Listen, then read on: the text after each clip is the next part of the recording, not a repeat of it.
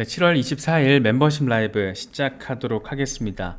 7월 24일이에요, 벌써. 이제 7월도 막바지로 접어들고 있고, 공교롭게도 이번 한 주가 아마도 7월 전체 일정들 가운데 가장 시장의 주목도가 높은 그런 한 주가 되지 않을까 생각이 됩니다.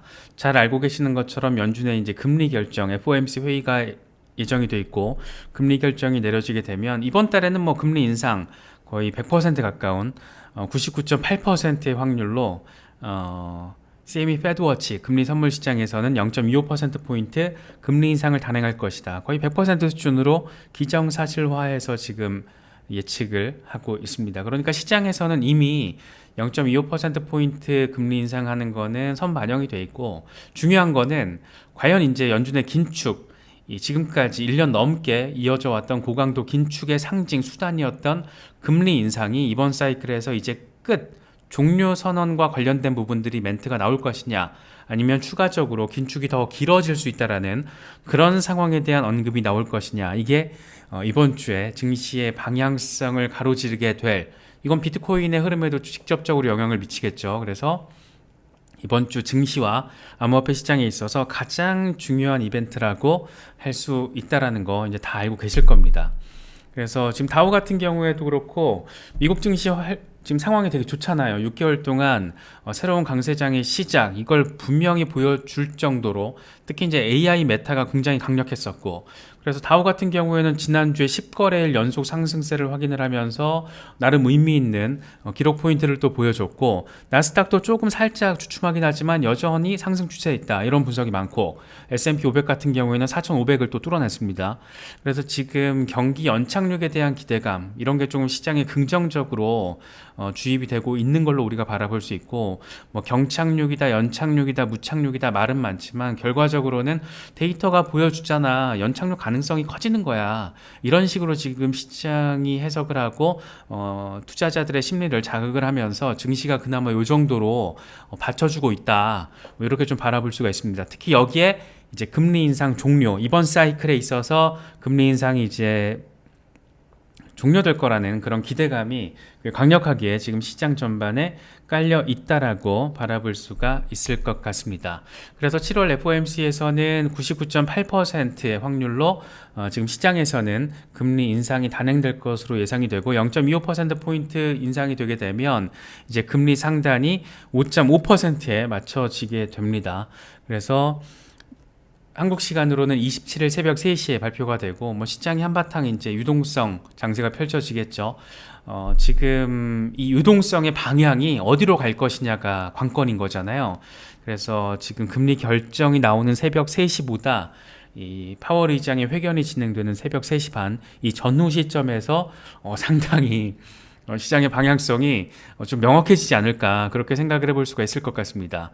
파월 의장이 조금 완화된 스탠스의 멘트를 좀 선보여 준다라면, 다시 말해서 금리 인상 종료 선언과 좀 가까운 수준의 뉘앙스를 보여준다라면 안도렐리의 이제 폭이 더 커질 거고, 그 속도가 좀 빨라질 거고, 그게 아니라 지금 뭐 러시아 흑해 곡물 협정 파기도 그렇고 식료품 가격 인상, 인플레이션이 간단치가 않아, 아무래도 연준이 더 빡세게 할 일들이 더 많은 것 같아, 이런 식의 멘트 나와주면 이제 한바탕 또 고꾸라지겠죠. 그래서 금리 인상은 이제 인상되는 거고, 이번 달에는 앞으로 연준이 긴축과 관련해서 어떤 스탠스를 보여줄까, 이게 조금 관건이라고 할 수 있습니다.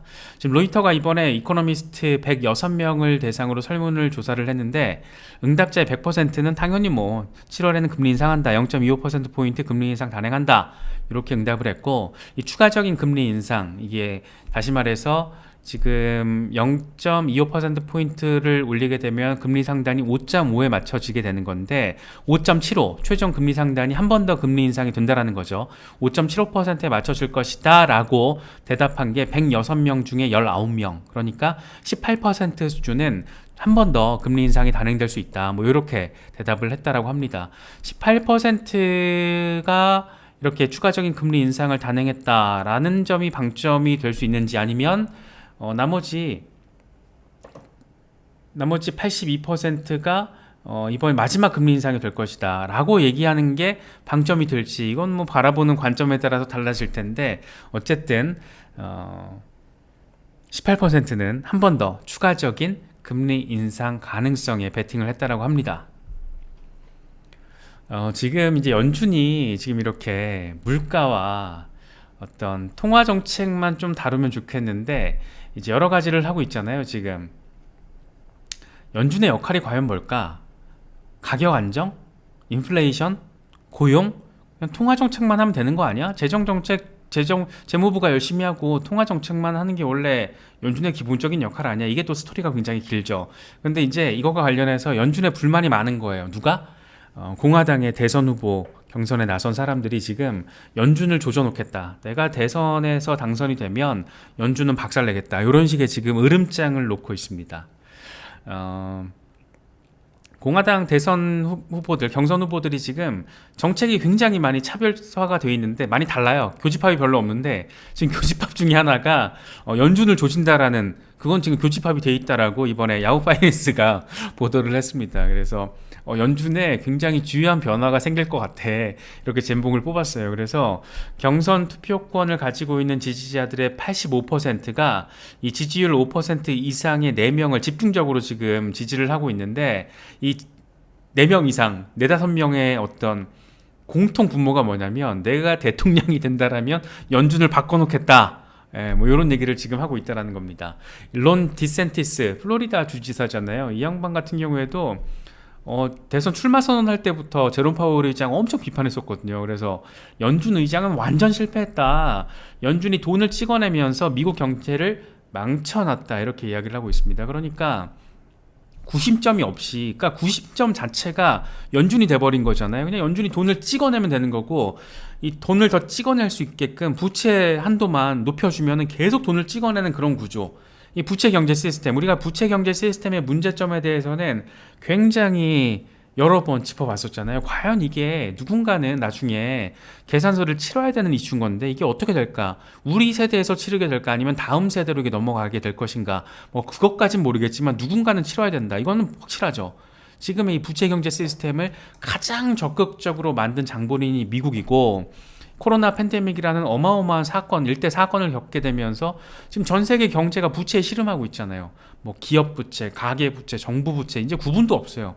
온갖 그냥 부채 기본 시스템에 우리가 지금 살아가고 있는 겁니다. 우리나라 특히 대표적이죠. 가계 부채 OECD 1등이잖아요. 우리나라 같은 지금 상황에서 외부 충격 하나 오게 되면 난리 날 겁니다. 지금 뭐 우리나라 같은 경우에는 부동산 경기가 뭐 살아나니 어쩌니 뭐 이런 말들도 많이 나오곤 있긴 한데, 물론 그 말을 있는 그대로 받아들일 수는 없죠. 여러 가지 어떤 포인트들을 팩트 체크하면은 이거 되게 의도적이다. 이게 지금 또 부동산 경기를 살리기 위해서, 건설사들 도와주기 위해서 야 이것도 영끌을 유도하는 건가, 이런 비판들도 많잖아요. 근데 우리나라 같은 경우에 뭔가 한 방이 빵 오면, 예를 들어서 미국에서 상업용 부동산 리스크가 진짜 터져서 뭔가 문제가 생겼어요. 그래서 우리나라에 다 연결돼 있잖아요. PF 대출 막 연결돼 있으니까 그게 하나 빵 터져. 뭐가 될지 모르겠죠. 그 포인트 지점이 뭐가 될지 모르겠는데 빵 터져요. 뭐 새마을금고 이슈 같은 것들이 막 빠바바바방 터지는 거야. 우리나라 같은 경우에 진짜 파급이 셀 겁니다. 왜냐면 가계가 기본적으로 부채 시스템에 의존을 하고 지금 시장에 돈이 씨가 말랐다고 그러잖아요. 지금 우리나라 같은 경우에 표면적으로 숫자가 보여주는 것도 심상치가 않은데, 특히 수출 경제 지금 난리잖아요. 심상치가 않은데 뭔가 외부 충격 하나 온다. 그런데 그 외부 충격이라는 게 그 시발점을 찾아보면 연준이 돈을 찍어내는 데서부터 시작됐다라는 나름의 어떤 그런 역추론이 또 가능한 그런 상황도 자리하고 있습니다. 그래서 어쨌든 다시 돌아가서 론 디센티스 같은 경우에는 연준이 돈을 찍어내면서 미국 경제를 망쳐놨다. 내가 대통령이 된다라면 연준부터 손볼 것이다. 뭐 이렇게 지금 으름장을 놓고 있고, 뭐 트럼프 전 대통령은 뭐 말할 것도 없죠. 이 양반 같은 경우에는 재밌는 게 지금도 지지율 1위라는 거. 미국 사회도 아무튼 정상은 아니에요. 미국 사회도 확실히 정상은 맛이 갔긴 많이 갔는데, 아무튼 트럼프 같은 경우에는 이런 얘기도 했었어요. 그 재임 시절에 행정명령까지 제가 준비를 했던 걸로 기억을 하거든요. 이 연방통신위원회 FCC, 연방거래위원회 FTC, 이런 독립규제기구 이런 것들을 다 대통령 권한 밑에 둘 것이다. 그러니까 백악관 산하기구로 만들겠다라는 거예요. 그런데 여기서 직접적으로 연준을 언급하진 않았었는데 당연히 연준도 들어갈 겁니다. 그래서 재임 시절에도 거의 연준 엄청 욕했었잖아요. 막 대통령 말도 안 듣고 뭐 금리 중단하라고 해도 말도 안 듣고 막 이런다고 막 파월 엄청 까고 막 이랬었잖아요. 근데 트럼프가 대통령이 되면 정말 아마 대대적인 어떤 그런 게 있을 겁니다. 그런데 진짜 또다시 트럼프 세상이 온다고? 뭐 여러 가지 조금 이 외국인으로서는 좀 혼란스러운 부분이 있긴 한데, 좀 미국 사회가 워낙 이렇게 극단적으로 양극화돼 있고 뭐 정치 이념이나 사회적인 상황, 경기, 뭐 빈부 이런 것도 따져보면 다 양극화가 굉장히 심각하죠. 뭐 우리나라는 사실 그런 거에 비하면 미국 사회 정도는 아닌 것 같아요. 그러니까 이게 총기 자유화가 안 돼 있어서 그런지 모르겠는데 일단 막 총 들고 의회 점거하고 그래 버리잖아요. 그래서 민주주의 시스템이라는 것 자체가 지금 미국 사회에서는 좀 위협받고 있는 게 아닌가, 이미 위협받은 게 아닌가, 꽤 오래전부터. 그게 벌써 의회 점거 사건이 벌써 한 2년 더 되지 않았나요? 그렇게 기억이 나는데, 아무튼 지금 미국 사회가 간단치 않다. 당시에 진짜 재밌는 기사들 많이 나왔어요. 특히 막 캐나다 이런 데서 미국 사회가 붕괴됐을 때 이제 캐나다로 미국인 난민들이 유입되는 상황, 그걸 가정해서 캐나다 정부가 준비를 해야 된다, 막 이런 논문도 나오고, 미국의 이제 시빌 워, 그러니까 내전 가능성에 대해서 시나리오를 짜고 준비해야 된다, 막 이런 책들, 논문들 막 나오고 막 그랬습니다. 그래서 그때 당시가 참 제가 재밌었던 그런 글들이 많아가지고 그런 거 보면서 와씨, 미국 사회 진짜 맛이 갔구나, 이런 걸 외국인의 입장에서 좀 느꼈던 기억이 있는데, 물론 저희 채널에 이제 미국에서 거주하고 계신 분들도 계시고 더 현실적으로 직접적으로 이제 느끼는 분들도 계시죠. 그래서 지금 제가 말씀드리는 거는 저의 그 외국인으로서의 개인적인 관점이고, 아무튼 뭐 이런 정치 사회적인 이념 상황 이런 것들을 보면 상당히 양극화돼 있다라고 외국인으로서도 많이 느끼는데, 어쨌든 트럼프 전 대통령이 다시 한번 대통령이 될 가능성, 뭐 이런 거, 여전히 현재 지지율 1위다, 이런 거 바라보고 있으면 상당히 놀랍다, 뭐 이런 생각이 좀 들기도 합니다. 어쨌든 연준은 조지겠다, 이렇게 공통점들이 있고, 펜스 전 부통령 같은 경우에도 이 양반은 뭐 좀 뭐랄까 점잖잖아요. 그래서 말도 좀 그런 스탠스가 좀 많이 좀 느껴지더라고요. 연준은 원래 업무로 돌아가야 한다. 2011년 당시에 내가 하원 의원으로 일할 때 연준이, 그러니까 쉽게 말해서 노동시장에 주력하는 그 역할을 포기하는 그런 법안까지 마련을 했었다. 그러면서 이제 연준 같은 경우에는 본래 목적의 역할을 해야 된다. 가격 안정, 뭐 완전 고용, 이거는 원래 연준의 역할이 아니야. 통화 정책에만 신경을 써. 왜 자꾸 안 하던 짓을 하게 된 뭐 계기가 있지만 왜 자꾸 여기에만 집중을 하니까 지금 부채 경제 시스템, 나라 경제, 세계 경제까지 날린 거 아니야. 뭐 이런 이야기를 지금 하고 있는 겁니다. 그래서 참 누가 대통령이 될지 모르겠으나 뭐 여러모로 공화당에서 대통령이 나와준다라면 이렇게 연준을 조지는 뭐 그건 확실해 보이고, 민주당에서 뭐 누가 될지 모르겠지만 뭐 어쨌든 암호화폐 친화적인 정책 스탠스를 내건 사람들도 지금 나오고 있으니까 크립토 투자자로서는 우리한테도 조금 긍정적으로 기대할 부분들이 좀 지금과는 좀 다르지 않을까, 지금이 거의 최악이 아닐까, 뭐 이런 생각이 좀 드는데, 그러니까 투자자 입장에서, 크립토 커런시 투자자 입장에서 느끼는 그런 점은 지금이 거의 최악 아닐까? 모든 게 그렇잖아요. 뭐 규제 환경도 그렇고 정책적인 접근 상황도 그렇고. 그래서 지금보다는 좀 낮이지 않을까 싶은데, 아무튼 뭐 지금 공화당에서는 연준을 향해서 거의 지금 확실하게 연준을 통제하기 위해서, 이게 모르겠습니다. 어려운 부분이죠. 독립 규제 기관으로서 남겨놓은 설정한 이유가 또 다 있는데, 이거를 지금 백악관이 컨트롤하겠다라고 이렇게 하는 거라서, 이게 또 관점에 따라서 찬반의 어떤 그런 논쟁거리이긴 합니다만, 어쨌든 이런 이야기들을 야후 파이낸스가 보도를 했습니다. 비트코인 지금 현재 흐름 좀 아쉽죠. 상당히 아쉽습니다. 3만 달러 저항이 굉장히 강하다라는 게 지속적으로 확인되고 있고, 매수세도 좀 따라붙지 못해주고 있어서 추가 하락이 좀 불가피하다, 이런 전망들도 나오고 있고, 그래서 결국에는 3만 달러 지지가 관건인데, 이게 지금 간단치 않은 흐름을 우리가 확인할 수가 있습니다. 라켓이 패드의 분석을 한 것도 마찬가지예요. 3만 달러를 돌파하면 3만 1000달러 테스트 가능하고, 이후에 3만 2400달러, 그리고 4만 달러, 이 주요 구간에 대해서 조금 생각을 해 놓으시면 좋을 것 같고요. 만약에 28,900달러가 깨질 경우에는 24,800달러까지도 후퇴가 가능하다. 28,900달러 부근이 지금 50일 단순 이동 평균이거든요. 그래서 여기까지 깨지면 조금 좀 그렇지 뭐 이런 생각을 할 수가 있죠. 특히 이제 20일 지수이동 평균이 자리한 게 지금 3만 달러 초입이기 때문에 일단 이 위로는 조금 무조건 올라서 줘야 한다. 그래야지 추가적인 반등 모멘텀을 우리가 바라볼 수 있다. 이런 부분 생각해 볼 수가 있습니다. 캡틴 파이빅도 비슷한 얘기를 해요. 그런데 이번에 주간 종가 마감 상황을 보면 5주 연속 이제 3만 1,000달러 아래에서 종가가 마감되면서 약세 모멘텀 가능성을 우리가 생각해 볼 수가 있다.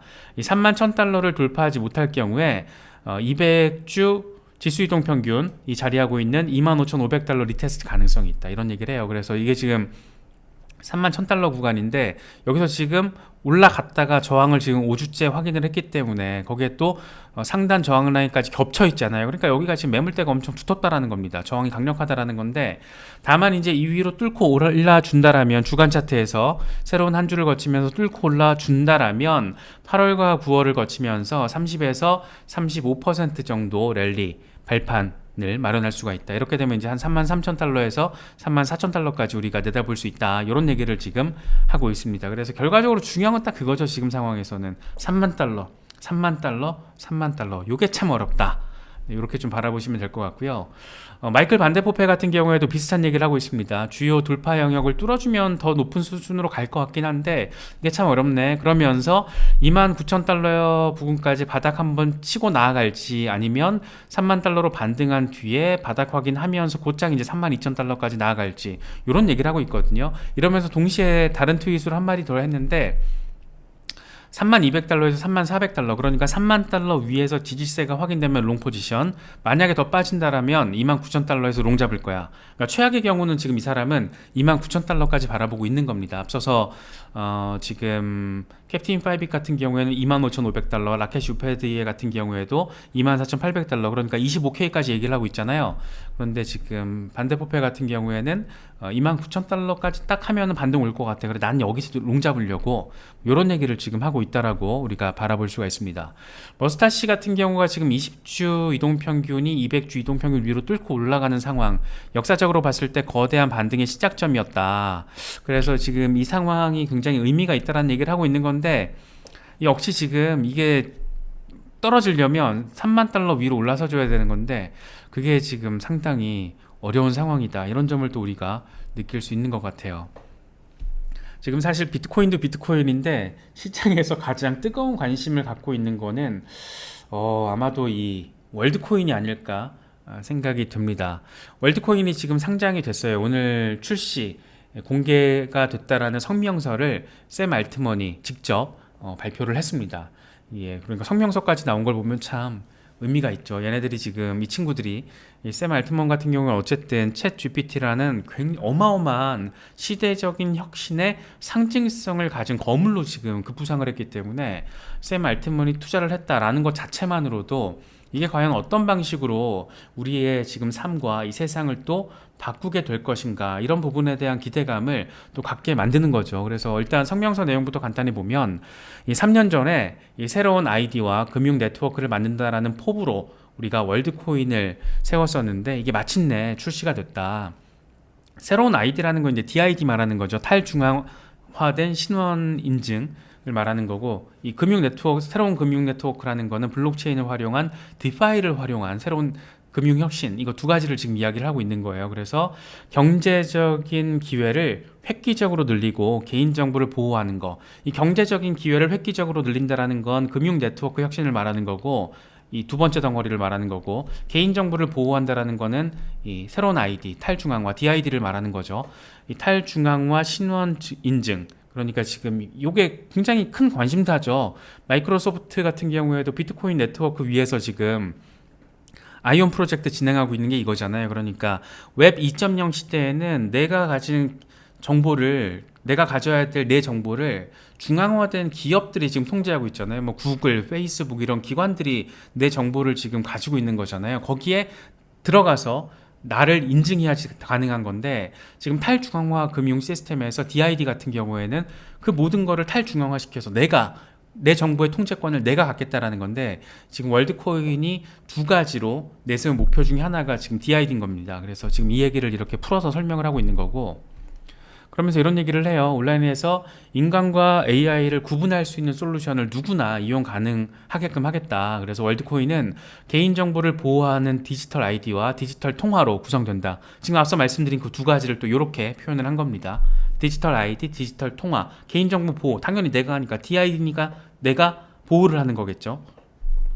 지금 웹 2.0 시대에는 내 개인정보를 가지고 있는 저쪽 기관이 제3자가 그걸 팔거나 악용할 수가 있는 소지가 있잖아요. 그런데 그게 아니고 내가 통제권을 가서 탈중앙화된 신원 인증 장치에 대해서 지금 이야기를 하고 있는 겁니다. 그러니까 기본적으로는 웹 3.0의 기본판 DID와 DeFi를 지금 이야기를 하고 있다라고 우리가 바라볼 수 있습니다. 이 두 가지를 활용해서 새로운 시대적인 혁신을 만들어내겠다라는 게 지금 샘 알트먼의 구상인 것 같아요. 그래서 미국처럼 특히 규제가 불명확한 곳에서 더 많은 사람들이 이 두 가지 혜택, DID와 DeFi를 통한 혜택을 다 받기를 기대를 한다. 그래서 굉장한 관심사가 될 수밖에 없죠. 왜냐? 샘 알트먼이 지금 이런 얘기를 하고 있고 샘 알트먼이 만든 코인이니까.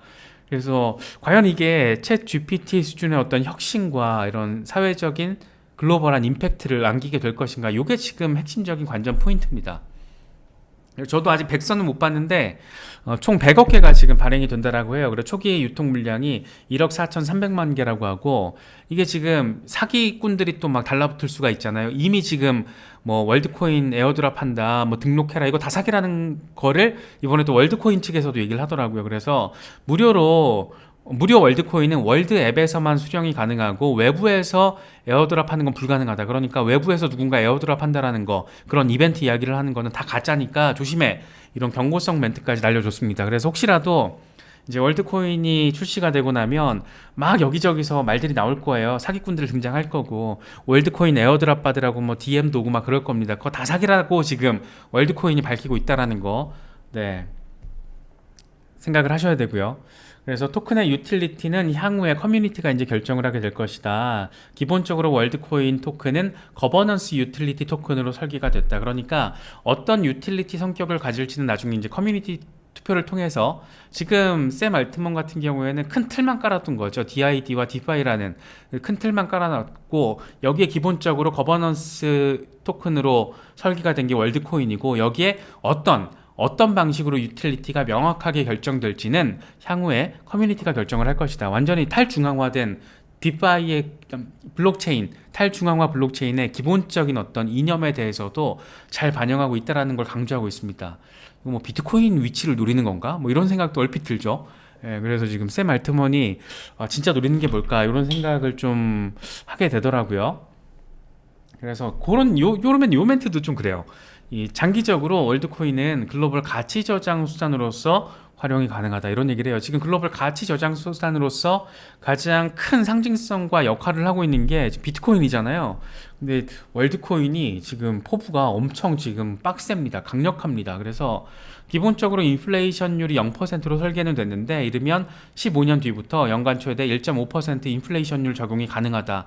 이거는 사실 제가 명확하게는 모르겠어요. 명확하게 모르겠는데 월드코인이 지금 기본소득 이슈를 해결하려고 하는 거잖아요. 그래서 기본소득 이슈를 해결하기 위해서 디파이 혁신을 통해서 그걸 활용해서 어떤 기본소득 이슈를 해결할 수도 있겠지만 지금 이 부분 인플레이션과 관련된 부분들도 1.5% 연간 인플레이션이 적용된다라는 거는 이게 지금 기본소득 해결을 위한 그 수단으로서 역할을 하게 되는 건가? 뭐 이런 생각이 좀 들더라고요. 이거는 제가 좀 백서를 읽어보고 나중에 추후에 다시 조금 말씀을 드리도록 할게요. 그래서 이 기본 판때기는 굉장히 좋은 측면들이 지금 강조가 되어 있습니다.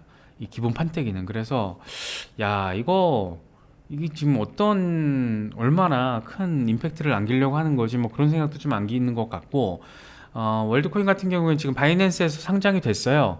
6시부터 상장이 됐고 빗썸에서 국내에서는 빗썸에서도 상장이 된다라고 하고 지금 여기저기서 뭐 난리인데 0.1달러에서 시작된 게 지금 뭐 3달러 뚫고 뭐 그러더라고요. 뭐 5달러까지 순간적으로 올라가고 그래서 지금은 2.7달러 전후에서 지금 시세를 형성하고 있는데 아무튼 뭐 0.1달러가 하루에 지금 막 한 2000% 넘게 상승하고 뭐 난리도 아닙니다. 그래서 이게 이미 지금 많이 올라가지고 지금 수준에서 가격이 아래쪽으로 조금 조정을 더 받고 반등을 하게 될지 아니면 여기서 계속 조금 반등세를 보일지 모르겠지만 어쨌든 시장에 굉장히 뜨거운 관심사인 건 분명해 보인다.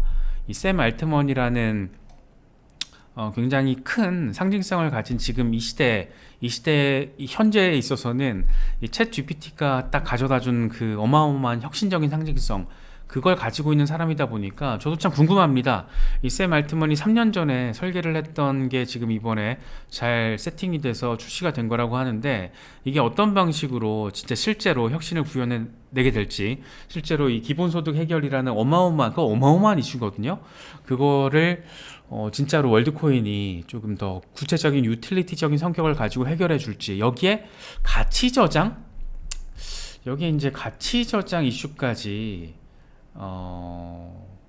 가져간다? 그럼 이제 비트코인과 이더리움과 리플을 다 짬뽕 시켜 놓은 그런 유틸리티적인 특징을 갖게 되는 건데, 상당히 좀 궁금합니다. 어떤 방식으로 이게 확산이 되게 될지 상당히 궁금하고, 관심 있으신 분들은 이제 막 상장이 됐으니까 뭐 방향성 어떻게 될지 모르죠. 이미 순간적인 폭등은 했습니다. 2000% 넘게 올랐으니까 순간적인 폭등은 했고, 방향성이 어떻게 될지 모르겠지만 한번 이렇게 좀 예의주시하면서 바라볼 가치가 중장기적으로 봤을 때 그 정도 가치는 있는 프로젝트가 아닌가. 뭐 일단 이 챗 GPT와 샘 알트만이 껴있으니까 이게 또 나중에 또 어떤 방식으로 챗 GPT와 또 연동이 되면서 뭔가 또 새로운, 우리가 생각지 못했던 그런 방식의 어떤 혁신을 보여줄지도 모를 것 같고, 그런 기대감이 깔려 있으니까 뭐 상장되자마자 갑자기 0.1달러짜리가 막 5달러까지 올라갔다가 지금 2.7달러쯤에 있는데 뭐 그런 식의 시세를 보여주는 게 아닐까, 뭐 그런 생각이 들기도 합니다. 그래서 조금 시세의 측면이 아니고 이런 월드코인이라는 샘 알트먼이 투자를 하면서 준비를 해왔던 이 프로젝트가 어떤 방식으로 또 하나의 혁신적인 어떤 그런 상황들을 보여줄지, 이건 우리가 조금 관심을 가져가면서 지켜볼 가치는 있는 것 같다. 저는 개인적으로는 그렇게 생각을 하고 있습니다.